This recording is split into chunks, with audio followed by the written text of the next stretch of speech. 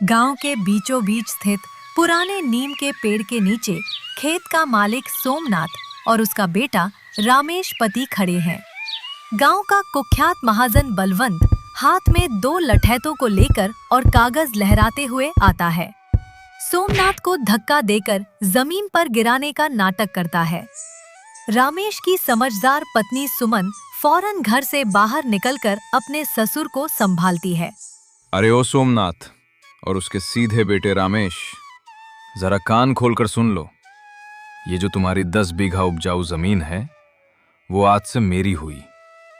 तुम्हारे बाप ने 20 साल पहले मुझसे 5,000 रुपए कर्ज लिए थे, जो आज ब्याज मिलाकर पूरे 10 लाख रुपए बनते हैं।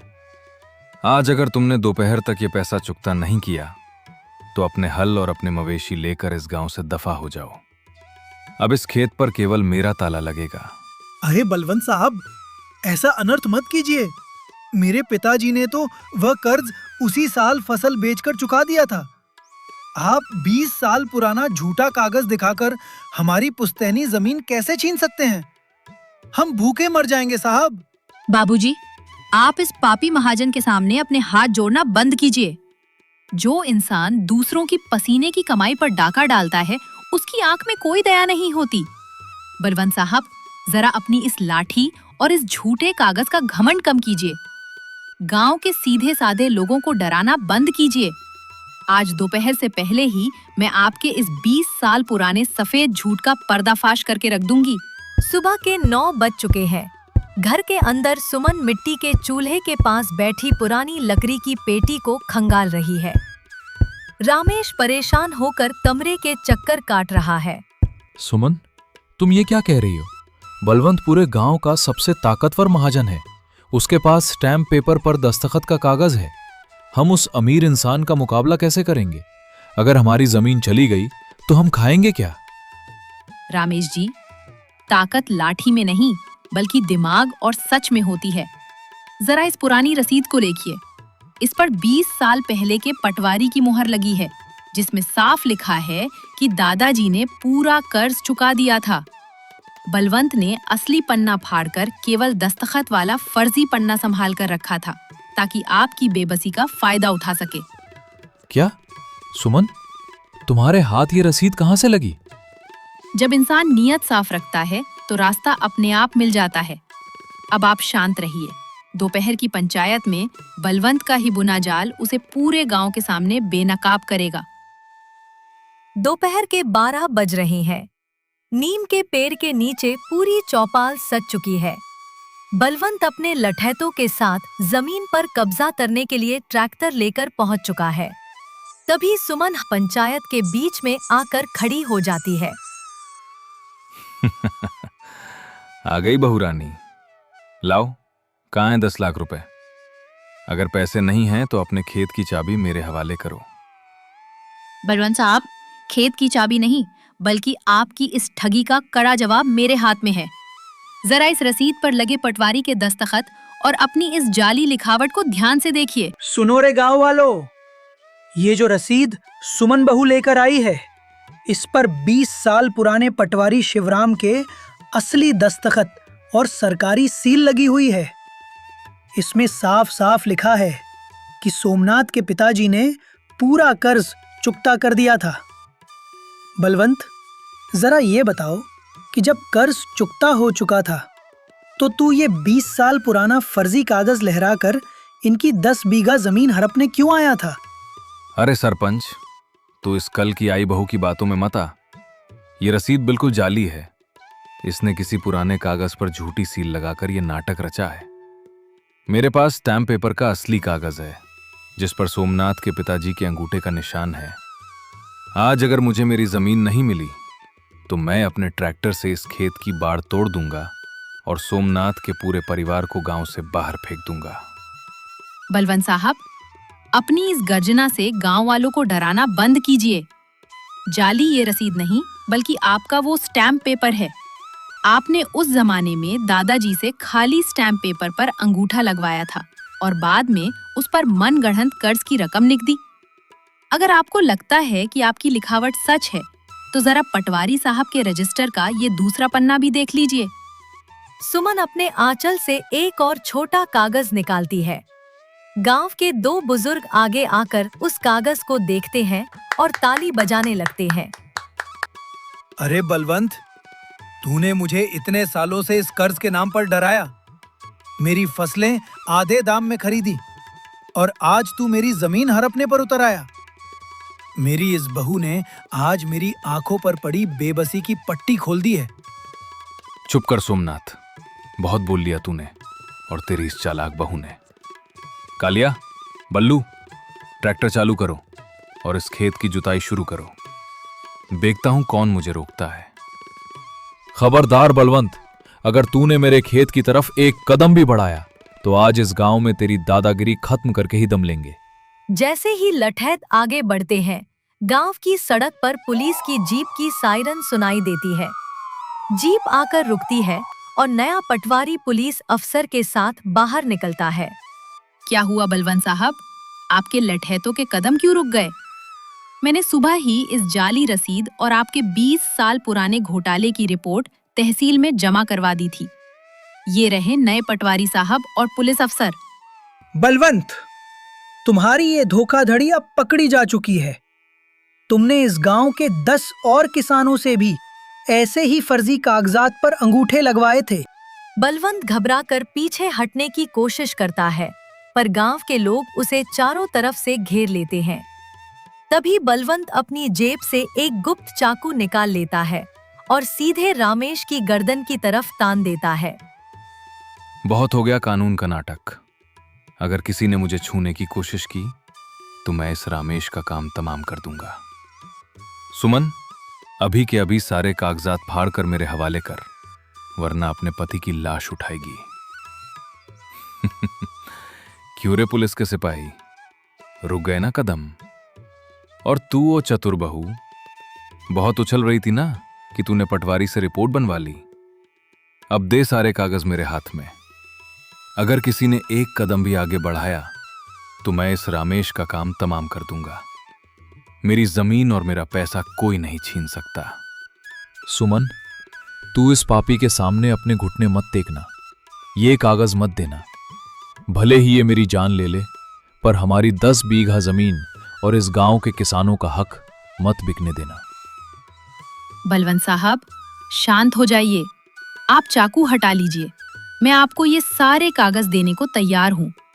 मेरे पति की जान से बढ़कर मेरे लिए कोई खेत या जमीन नहीं है। ये लीजिए सारे कागजात। जैसे ही बलवंत लालच में आकर कागज छीनने के लिए चाकू वाली पकड़ ढीली करता है, सुमन तुरंत अपनी फुर्ती दिखाती है। वहाँ आंचल में छिपा लाल मिर्च पाउडर सीधे बलवंत की आंखों में फेंक देती है। अरे बाप रे, मेरी आंखें जल गई, मेरी आंखें। मेरा चाकू कहाँ गया? बचाओ रे कोई। तूने क्या सोचा था बलवंत, कि एक औरत सिर्फ चूल्हा चौका संभालना जानती है? जब बात अपने पति की जान और अपने परिवार के स्वाभिमान पर आती है तो वही औरत दुर्गा का रूप बन जाती है। पकड़ो इस पापी को। अब बोल बलवंत, किसका खेत और किसकी जमीन? तेरी गुंडागर्दी आज इस गांव में हमेशा के लिए खत्म हो गई। चल बलवंत, बहुत कर ली तूने बेबस किसानों पर गुंडागर्दी और फर्जी कागजात से ठगी। अब तेरी बाकी की जिंदगी जेल की सलाखों के पीछे ही कटेगी। बहू रानी, आज तूने सिर्फ हमारी 10 बीघा जमीन नहीं बचाई, बल्कि इस पूरे गांव को इस जालिम महाजन के अत्याचार से मुक्त करा दिया। मुझे गर्व है कि तू इस घर की बहू है। वाह सुमन बहू, तेरी इस समझदारी और हिम्मत को ये पूरा गांव सलाम करता है। तभी दूर सड़क से एक बड़ी काली गाड़ी आकर खेत के पास रुकती है और उसमें से एक और अनजान आदमी उतरता है। रुकिए सब लोग, बलवंत तो जेल चला गया, पर इस 10 बीघा जमीन का असली नीलामी आदेश तो अब मेरे हाथ में है। अरे ओ गांव वालों, जरा अपनी ये आंखें पूरी खोलकर इस कागज को देख लो। तुम लोग सोच रहे थे कि बलवंत के जेल जाने से खेल खत्म हो गया। वो बलवंत तो सिर्फ एक मोहरा था। असली बैंक नीलामी का कागज तो मेरे हाथ में है। सोमनाथ के पिताजी ने जिस बैंक से 3 लाख रुपए लिए थे, उस बैंक ने इस 10 बीघा जमीन को नीलाम करके मुझे बेच दिया है। ये जमीन अब शहर के नए कारखाने के लिए खरीदी जा चुकी है। अब अपनी ये फटी झोपड़ी और हल समेटो और यहाँ से रफू चक्कर हो जाओ। अरे साहेब, अगर हम खेत में फसल नहीं बोएंगे तो पूरे साल हमारा परिवार क्या खाएगा? आप तो हमारी रोटी छीन रहे हैं साहेब। बाबूजी, आप इस शहर के टाई सूट वाले साहब के सामने सिर मत झुकाइए। संजय साहिब, जरा अपनी इस महंगी गाड़ी और इस लाल मुहर वाले कागज का रोब किसी और को दिखाइए। गांव के लोगों को बेवकूफ समझना बंद कीजिए।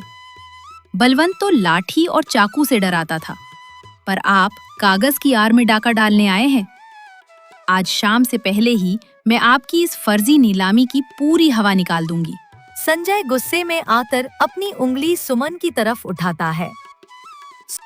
अरे ओ औरत, तू जानती भी है कि तू किससे बात कर रही है? मैं शहर की सबसे बड़ी कंपनी का मालिक हूं। मेरे पास सरकारी बैंक की सीधी सील लगी हुई है। अगर तूने 1 घंटे के अंदर ये खेत खाली नहीं किया तो मैं अपनी क्रेन और बुलडोजर बुलाकर इस पूरे खेत को खोद डालूंगा।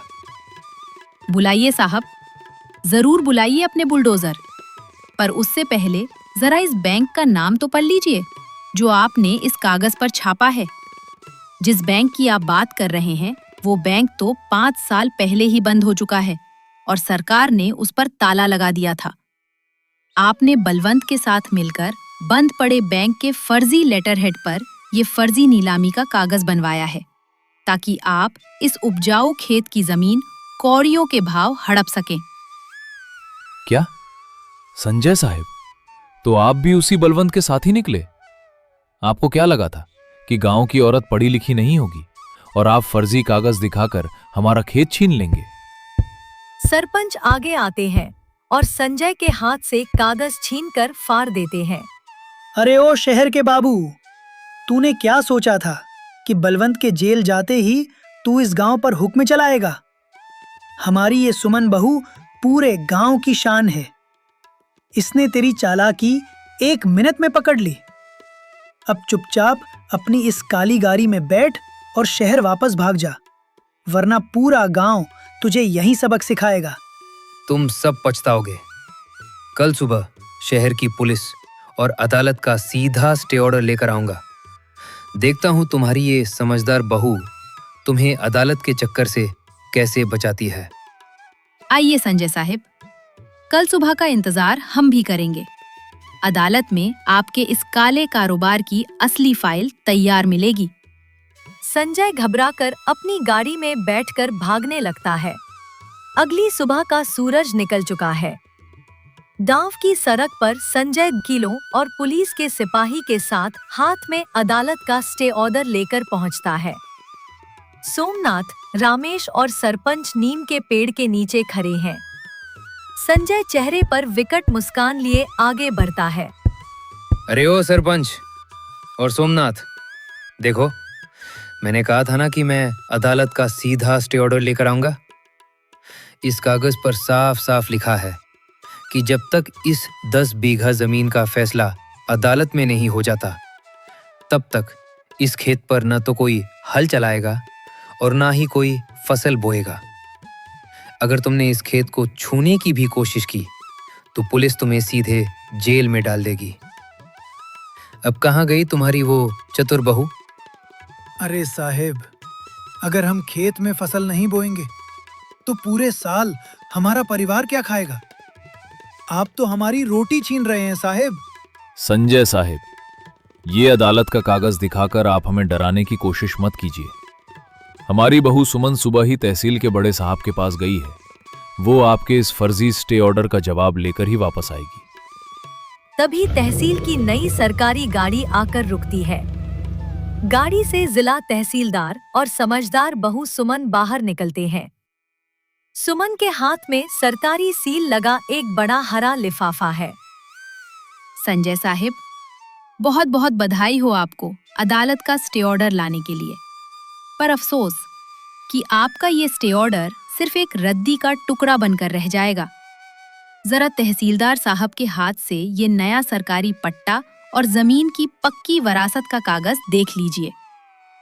जय जी, आपने बंद पड़े बैंक के फर्जी कागजात दिखाकर अदालत को गुमराह किया और धोखे से ये स्टे ऑर्डर लिया था।